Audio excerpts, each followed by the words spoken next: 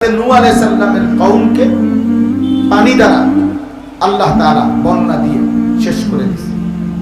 হযরতে হুদ আলাইহিস সালামের কওমকে সম্প্রদায়কে আল্লাহ তাআলা 7 রাত 8 দিন, সব কোরআন শরীফে আছে, 7 রাত্রি 8 দিন একটানা 24 ঘন্টা টানা ঘূর্ণিঝড় তুফান হয়েছে একটানা ওই এলাকায়।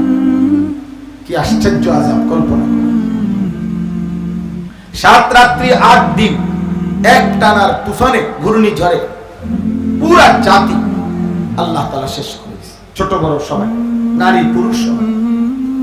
সালেহ আলাইহিস সালাম এবং শুআইব আলাইহিস সালাম এই দুইজন নবীর কওমকে আল্লাহ তাআলা জমিনে ভূমিকম্প আর উপরে ফেরেশতার বিকট চিৎকার, একজন ফেরেশতা এসে ঘুমন্ত মানুষগুলো ফজরের পূর্ব মুহূর্তে ঘুমন্ত অবস্থায় ছিল, আর এই সময় জমিন কেঁপে উঠছে আর ফেরেশতা একটা চিৎকার দিছে, এক চিৎকারে কান ফাইটা পুরা জাতি মরে গেছে, শেষ হয়ে গেছে।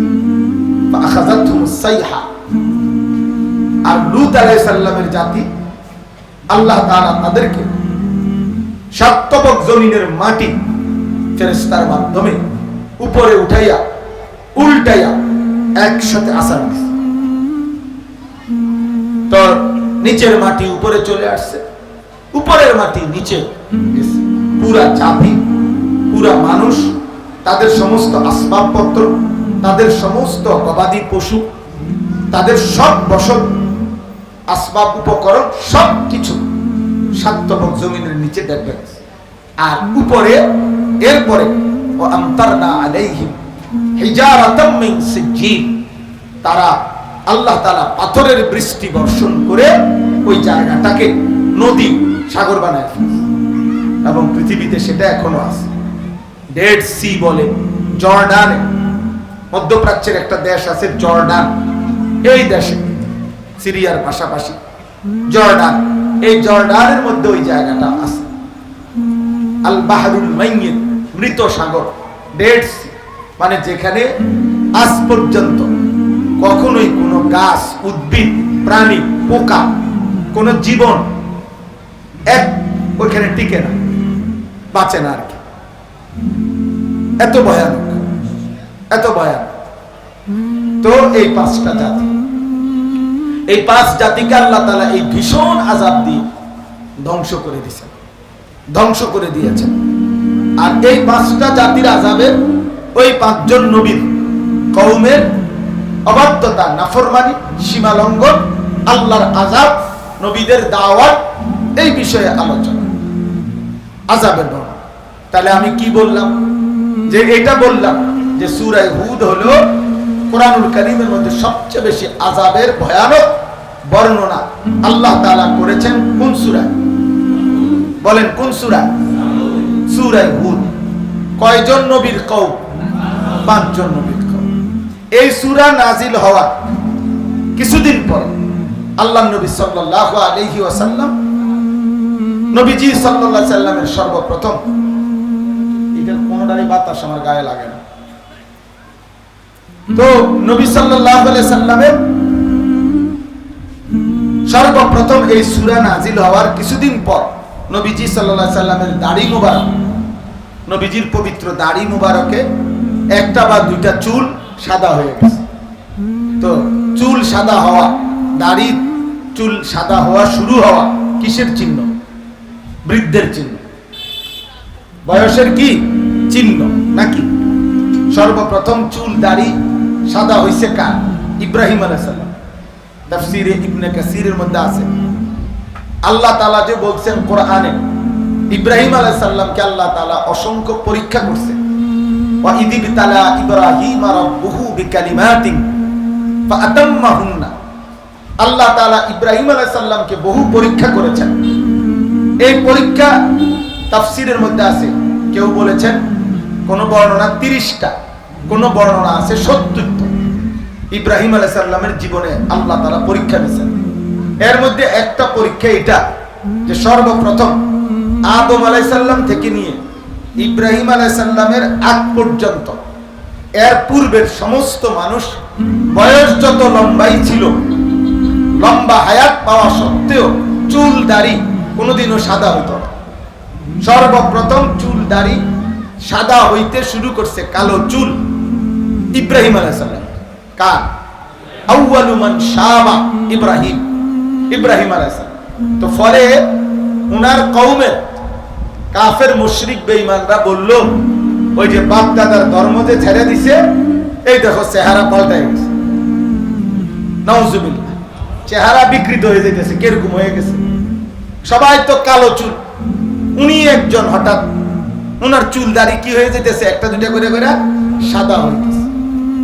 তাফসীরের মধ্যে আছে ইব্রাহিম আলাইহিস সালাম সর্বপ্রথম আল্লাহকে জিজ্ঞেস করছে তখন, ইয়া রাব্বি মা হাদিহি শাইবা, আমার এই সাদা অবস্থা এটা কেন, এরকম হচ্ছে কেন?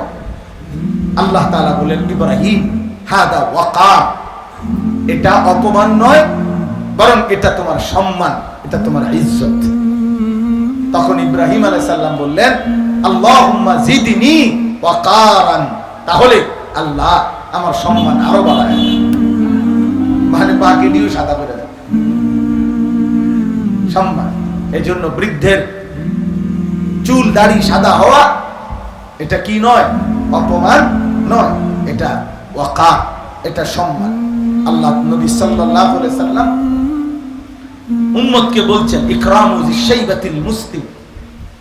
শরীয়তে নবীজির সাল্লাল্লাহু আলাইহি সাল্লাম বলছেন, মুমিনের কাছে, ঈমানদারের কাছে একটি দাবি এটা, যে সে দাড়িওয়ালা মুসলিম ঈমানদার নেককারকে সম্মান করে।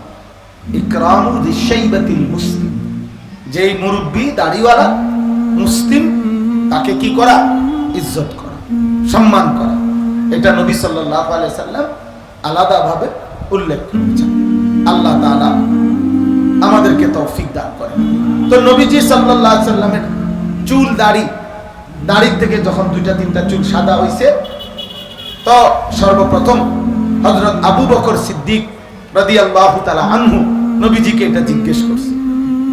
ওই যে দেখছে দাড়িতে দুইটা চুল সাদা হয়ে গেছে, তো সবচেয়ে নবী সাল্লাল্লাহু আলাইহি সাল্লামের সাথে ঘনিষ্ঠ আবু বকর, তো জানতেন কেউ তো এটা বলার সাহস করবে না, কিন্তু আবু বকর সিদ্দিক রাদিয়াল্লাহু তাআলা আনহু নবী সাল্লাল্লাহু আলাইহি সাল্লামের রফিকে গারে হেরার একান্ত সঙ্গী। যখন পৃথিবীর কোনো মানুষ নবীজির সাথে ছিল না, তখনও তিনি ছিলেন, তখনও তিনি নবীজির সাথে একাকী ছিলেন। এজন্য আবু বকর সিদ্দিক রাদিয়াল্লাহু তাআলা মহব্বতের সাথে নবীজিকে জিজ্ঞেস করলেন, ইয়া রাসূলুল্লাহ কাদ শাইয়াবতা, হে আল্লাহর নবী, আপনি দেখি বুড়ো হয়ে যাচ্ছেন, আপনার তো দাড়ি সাদা হওয়া শুরু হয়ে গেল। নবী সাল্লাল্লাহু আলাইহি সাল্লাম তখন চোখের পানি ফেলে আবু বকর সিদ্দিককে বললেন, শাইয়াবাতনি হুদ, আবু বকর সূরা হুদের আযাবের বর্ণনা আমারে বুড়া বানায় ফেলেছে। এই জন্য বললাম, সূরা হুদে আমার আল্লাহ এমন আযাবের বর্ণনা দিছে আবু বকর, আমার কলিজার মধ্যে ভয় ঢুকে গেছে। আমার উম্মত যদি পুনরায় এই পাপগুলো তারাও করে, লজ্জাস্থানের হারাম চাহিদা পূরণ করে, উপার্জনের হারাম চাহিদা পূরণ করে, আল্লাহর শিরিক, আল্লাহর নাফরমানি করে, আহা, এই আযাব যদি আমার উম্মতের উপরেও আবার আসে, আমার উম্মতের কি হবে? আজ বলেন, আজ লক্ষ লক্ষ যুবক, তোমরা বলো ভাই, শত শত যুব ভাই, এখানে যে কয়জন নওজোয়ান আছো, তোমরা যারা দিবা রাত্রি মোবাইল চালাও, তোমরা কিসের শাহওয়াত পূরণ করতেছো? বলো, ইনসাফ করো। অপ্রয়োজনীয় কারণে, বিনা কারণে যে সমস্ত ছেলে পেলেগুলো আমার দোস্ত দিবা রাত্রি মোবাইল চালাইতেছ, এর মূল কারণ তো আমরা এটা স্পষ্ট বুঝি, নারীর ছবি, নারীর নাচ, জিনা আর ব্যভিচারের দৃশ্য, হারাম ছবি, হারাম দৃশ্য। এই কারণে এক এক ছেলে পেলে এমনও আছে কুত্তার মতো, শুকরের মতো, হাইওয়ান আর জানোয়ারের মতো। এই জানোয়ারের কাছে কোনো মা নাই, বাবা নাই, আল্লাহ নাই, রাসূল নাই, আখিরাত নাই, কিচ্ছু নাই। এই হাইওয়ানের 24 ঘন্টা এই মোবাইল, তার রাত কাটে মোবাইল দেখে দেখে, দিন কাটে মোবাইল দেখে দেখে।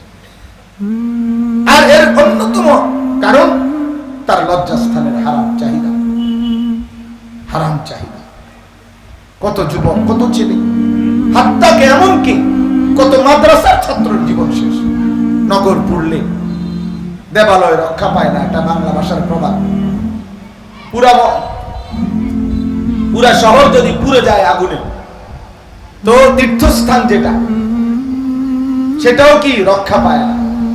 পুরা শহর পুড়ে গেলে ধরে নেন না, মনে করেন মসজিদও পুড়ে গেল, মাদ্রাসাও পুড়ে গেল, এটারে বাংলা ভাষায় বলে নগর পুড়লে দেবালয় রক্ষা পায় না। বাংলা ভাষার প্রভাব। গুনাহ যখন সয়লাব, তখন আমার অসংখ্য টুপি পাঞ্জাবিওয়ালা সন্তানও এই গুনার মধ্যে ডুবে যাচ্ছে। একটা ছেলে মাদ্রাসায় পড়ে, সে যখন চারিদিকে গেলে, বাড়িতে গেলে, চারিদিকে হাঁটলে দেখে তার সমবয়সী চাচাতো ভাই, মামাতো ভাই, ফুফাতো ভাই, খালাতো ভাই, জ্যাঠাতো ভাই, সমবয়সী প্রত্যেকের হাতে একটা একটা বড় মোবাইল। তখন সে নিজেকে অসহায় মনে করে, সে নিজেরে মনে করে অসহায়। মাদ্রাসায় পড়ার কারণে আজকে আমি আটকায় গেলাম।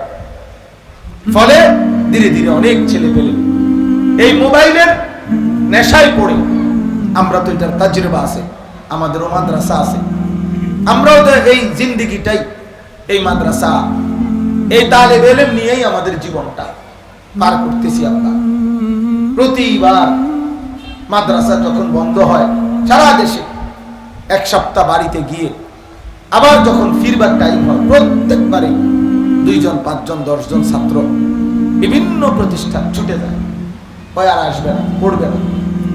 এক সপ্তাহ তার নাফরমান অভিভাবক, গাফেল, অমনোযোগী